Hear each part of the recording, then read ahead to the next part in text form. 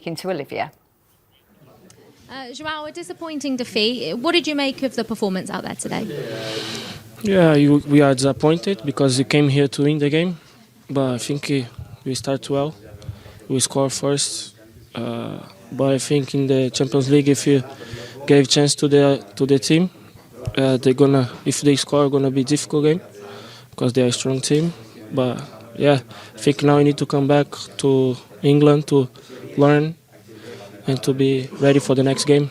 How did they create so many chances? Was it just a case of the intensity levels rose when they equalised and Chelsea's maybe dropped a little bit? Yeah, I think the first half we controlled the game a lot. I think we start very well. You had a lot of chance to score more, but I think for like 10 minutes in the second half, when they score, they build up the power because they play at home. The fans also help them. I think, in the Champions League, if you concede one goal and the second goal too early, I think it's difficult to come back. But I think we need to learn. And we are disappointed, and we have to be focused in the next game.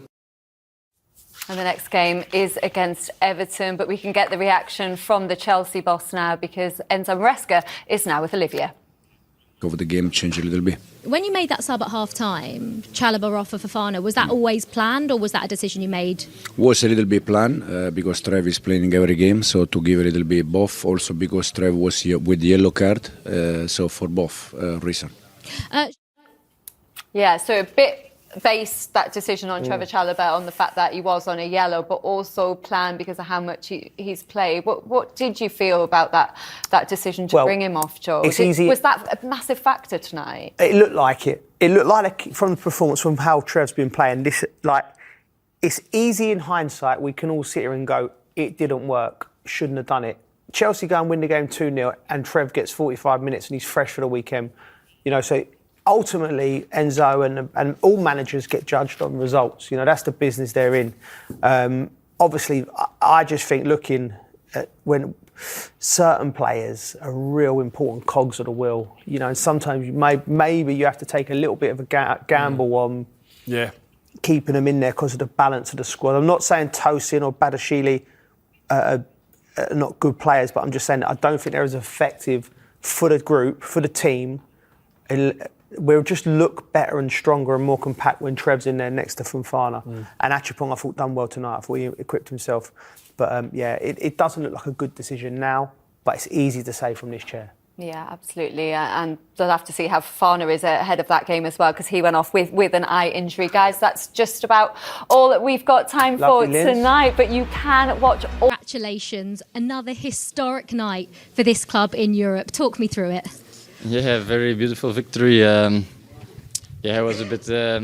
also first half I think we did good, but we got the goal against. But we did very good second half by keep pushing, also mentally.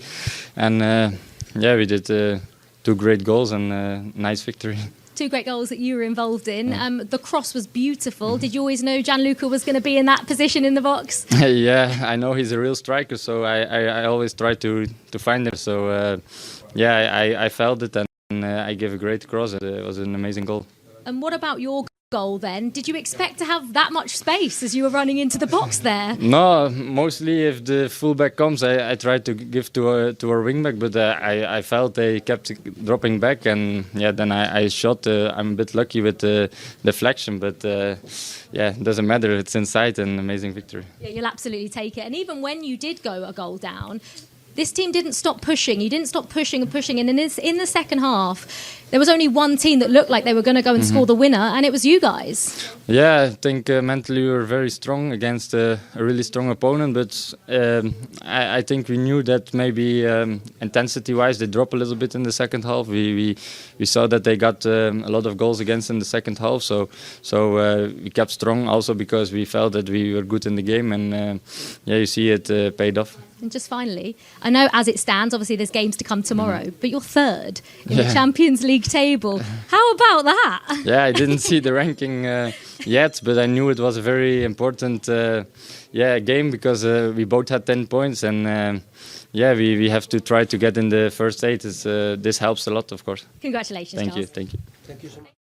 It's a huge result for Atalanta, who, of course, won the Europa League not too long ago under Gianpiero Gasperini, but now they're looking good in those automatic qualification spots. And his performance was pretty impressive in that second half, Steve. But from Chelsea's point of view, you just can't back off a player like him, can you? Because he's going to take full advantage. Well, listen, in this competition here, you get players that just stand out, and he's certainly been the standout player for Atalanta and in previous games. So you give anyone that amount of time and space with that quality, then they're going to punish you, whether they're going to slip someone in, because it's all about the detail. You know, Joe said it before, whether Cucurella comes and he just slides that pass in and they get a crossing and score, whether he just takes it on and shoots himself, the top players do the right decisions at the right times, and he's someone there that doesn't normally get it wrong. He stepped up, didn't he? Well, we're going to take a quick break now, guys, but when we come back, we're going to hope to hear from Enzo, and that means they stay on 10 points in the league phase. Last season, guys, it took 16 points to finish in those automatic qualification spaces. They've got Paphos at home to come, and then Napoli away, Joe. It really feels like they're going to need to win both of those games now. Well, you expect them to beat Paphos at home. That's, with all due respect to them. And then it sets up an amazing tie going away to Antonio Conte's Napoli. Billy Gilmore as well. Billy Gilmore, Scott McTominay. There's stories around it. There'll be a bit of jeopardy on it. But they've always got the fail-safe of going into the playoff round. Remember, PSG was in the playoff round last year and they won the whole competition. So you don't have to finish in the top 8, although They'd it does rather help. avoid those extra games, though, wouldn't they? Of course, especially, considering the summer they had going into the World Club Cup.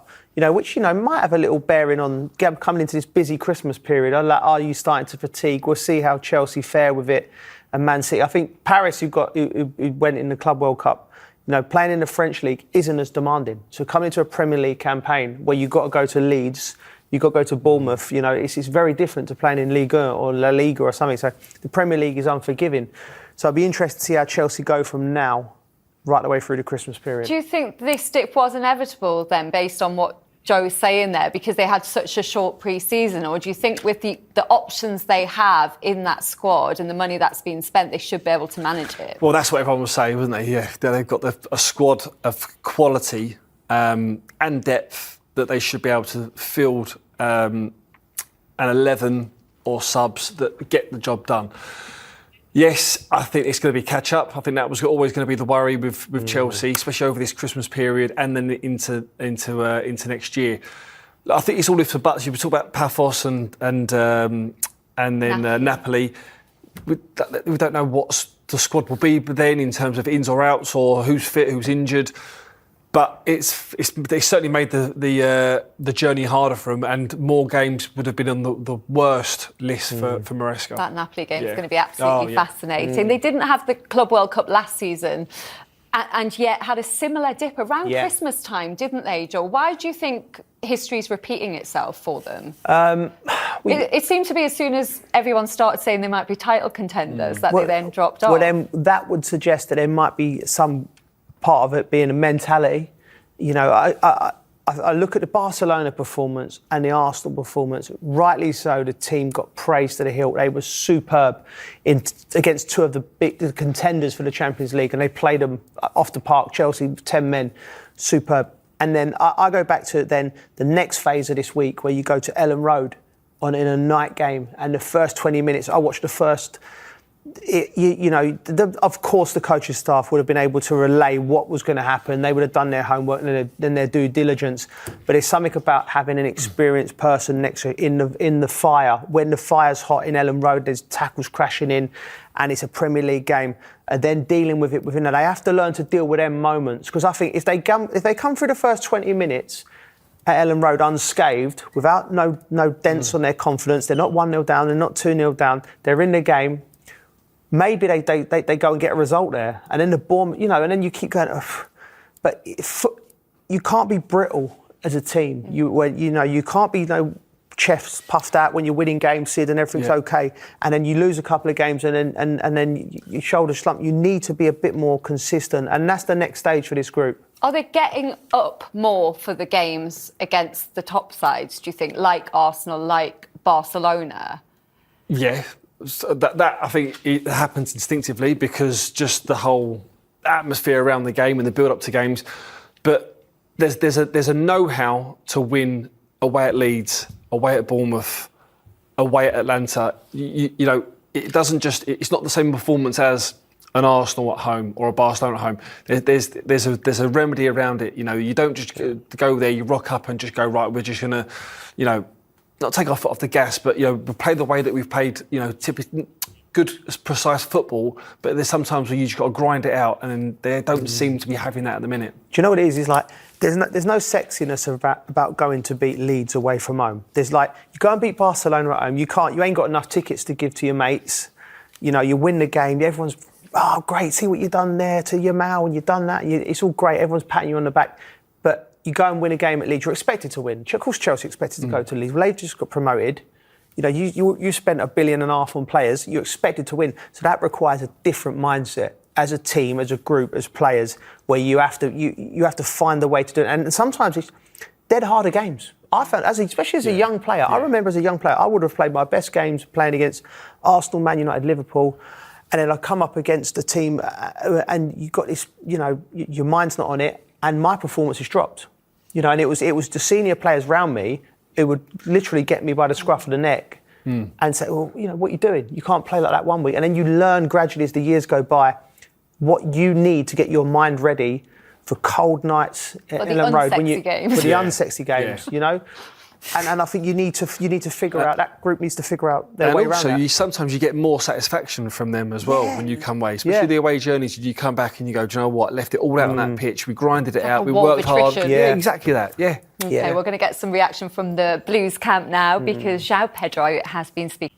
Enzo, disappointing defeat. What did you make of the performance as a whole tonight? Yeah, I think first half we were winning. We were good, controlling the game. Probably the 2 goals we conceded in short time, 2 easy goals that we can both avoid that. But in this moment it's like this, and we need just to try to, as soon as possible, to try to win games again. Like you say, you did have control for quite a lot of the game. So, you know, goals change games. Did you just feel like you lost that control because of the manner in which you then conceded that equaliser? Yeah, probably after the goal we conceded, the first one, we lost a little bit the control of the game. But I think the second half also probably, you know, we are playing every 2 days probably. We are for moment we look a little bit also that we struggle a little bit, but again now it's for me it's just a matter to try to win as soon as possible next one. You say struggle. Do you struggle with the intensity and way that Atalanta sort of kept pushing when they scored? No, we also tried to be aggressive. I think we were aggressive like them. We had different chances also to score the 2-0, especially with the race. And when we considered the 1-1, probably there, the dynamic. And Chelsea drop out of those automatic spots as it stands. They're down to 11th in the table. Just a disappointing night, Joe, in what's been a disappointing run of form. Yeah, we're just not there. You know, they're just not there yet. They're promising.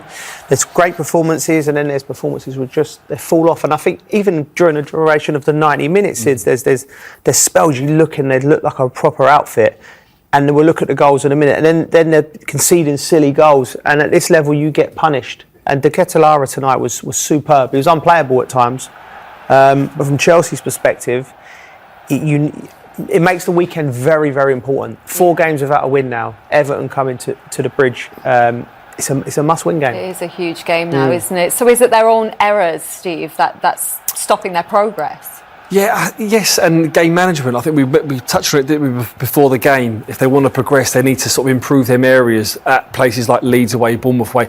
And again, tonight, this game, we would have been in so many games where you can sniff it, you smell it coming. Do you know what I mean? In the second half, there was periods where Atalanta was on top. They were getting too many crosses in, recycling the ball. There are times you used to just batten down the hatches. It doesn't look pretty. It doesn't look pretty, but sometimes you've got to go 5, 10, 15 minutes, ride the storm out, get a foothold in the game, get control of the game, and then you start, wait for the games to open up again, and then you go again. It didn't seem to have that control in the second half. It had started well, though, hadn't it? João Pedro put them in front, Joe. Yeah. There was a long VAR check for offside because it was very tight, but the ball into the box from Reece James was lovely. Yeah, this is Atalanta from the start, Linz. That they was at it from the start, moving Chelsea. The first 10 minutes it was all Atalanta, and they weathered that storm, like Sid said. Lookman was high and wide, getting in behind. Cucurella was driving out, and it was, listen, this is what Sid's all about. Sometimes it can be that you get through the first 10 minutes, and then Chelsea all of a sudden grew into the game, and then it was a well worked. I'd be interested to speak to Enzo to see whether this was something they worked on. Overloads down the sides, too much time for Reece James, and if you give a good player space like that, he will pick the right pass, and he fizzes it across. João Pedro gets in. There was a little bit of an anxious wait, right across the line, but there, bang. Put it in with a bit of violence as well. So João Pedro just gets his toe on it. It's a great finish. I feel like what Joe said, I'm pretty sure that they've worked that. They would have seen Atalanta like you do. You look at their set pieces in before games of how they defend. They would have probably gone, if we'd have gone short, they go a high line, they get out of the box. They give us time and space. If we can just circuit the ball quickly and get a cross in quickly like they've done there, we should have a player in the middle of the pitch that can put the ball away. And when you give someone like João Pedro time and space like that, he will put it in the back of the net. And you can see the celebration from Maresca as well, because 3 points would have been huge tonight in terms of automatic qualification. But it was Atalanta who came out better in the second half, Joe, and an ex-Hammer who got the equaliser. But you said he was given some silver service. Yeah, silver service from De Ketelaere. Again, he just picks up the ball, drives in. That is such a difficult skill. What a cross that is. Because he goes to the box. We'll talk about defensively. It's too easy from Cucurella. It's unusual for him. He's usually on that. But to stand the ball up like that, that's silver service. That's the Ritz. He serves that up on a platter. How many times have you done that, Joe? There's been a few centre forwards that, they put a few in there, Liz. That benefited from your silver service. But that was sublime. That cross. That is such a difficult skill to do. Yeah. And then he got on the score sheet himself, didn't he, Charles De Ketelaere? Yeah. Making it 2-1. He was superb throughout the game, and again he had that guile, that spark. And we look at this goal here, and you're thinking, right, Garnacho, can you get back into position? No, you can't. Okay, so then it's down to the defence. Then you look at sort of Cucurella, Badiashile. They drop off. We see it more here, sort of Badiashile here with Cucurella. So Cucurella saying that you need to come over. There's an overload on my side. Cucurella can't engage. He can't engage because it's Zappacosta on the right-hand side. So if he goes to engage on the ball, he's saying that to Badiashile, come over. So you need support. He can't engage, but at some point, Badiashile has to get closer to the ball and stop that shot. You can't let someone in your own 18-yard box have a shot when you're 3 yards off from letting there. De Ketelaere, credit to him there, because what he's done, what all good players, intelligent players do, he's got time. He's ghosted in. He knows that Cucurella can't come out to him, and he's thinking, because what he wants to do, he wants to get as